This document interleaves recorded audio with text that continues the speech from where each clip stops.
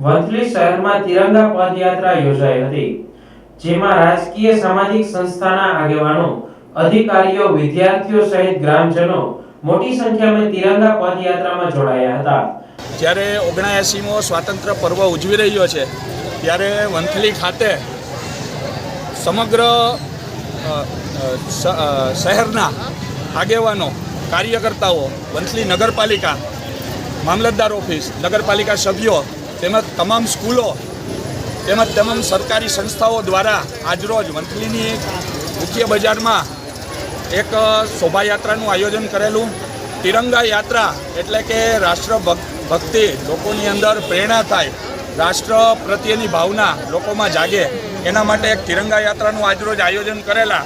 તો જેટલા સ્કૂલો, જેટલા સરકારી આગેવાનો, નગરપાલિકાનો તમામ સ્ટાફ તેમજ નગરપાલિકાના ચૂંટાયેલા સદસ્યો તેમજ જૂનાગઢ જિલ્લા ભાજપ પ્રમુખ ચંદુભાઈ મકવાણા આજરોજ વંથલી ખાતે હાજર રહેલ, તે બદલ તમામ સરકારી સ્ટાફ તેમજ પોલીસ સ્ટાફનો ખૂબ ખૂબ આભાર માનું છું।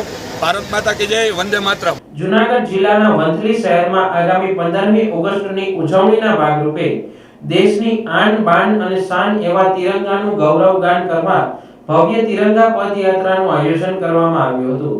ડોક્ટર બાબા સાહેબ આંબેડકર ચોકથી આ તિરંગા પદયાત્રાનું પ્રસ્થાન કરવામાં આવ્યું હતું। 80મા સ્વતંત્ર પર્વની અનોખી ઉજવણી થાય તેના ભાગરૂપે આજે વંથલી મુકામે, વંથલી નગરમાં ગામ લોકો, વહીવટીતંત્ર અને ભારતીય જનતા પાર્ટીના કાર્યકર્તાઓ દ્વારા નગરમાં એક તિરંગા યાત્રા ભવ્ય રીતે કાઢવામાં આવી હતી। આ યાત્રામાં સમગ્ર વહીવટીતંત્ર, ગામ લોકો, નિશાળના દીકરા દીકરીઓએ ભવ્ય રીતે હાજરી આપી અને રાષ્ટ્રધ્વજનું સન્માન આ દેશમાં વધે, રાષ્ટ્રધ્વજનું માન વધે તેવા પ્રયત્નો કર્યા હતા।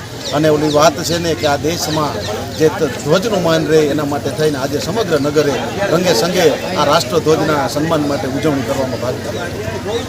શહેરના મેમણ પ્લાઝા ચોક, આઝાદ ચોક, પટેલ ચોક સહિતના મુખ્ય માર્ગો પર ડીજેના તાલે દેશભક્તિના ગાન સાથે તિરંગા પદયાત્રા ફરી હતી।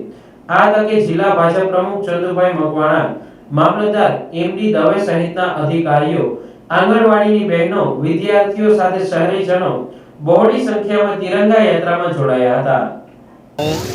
એમડી દવે, મામલતદાર વંથલી, આજરોજ સ્વતંત્ર પર્વ અન્વયે તિરંગા યાત્રા વંથલી શહેરમાં બધા અધિકારીશ્રીઓ, પદાધિકારીશ્રીઓ સાથે અને સ્કૂલના બહોળા બાળકો સાથે ત્રિરંગા ઝંડા લઈ અને તિરંગા યાત્રાનું આયોજન કરવામાં આવેલું હતું।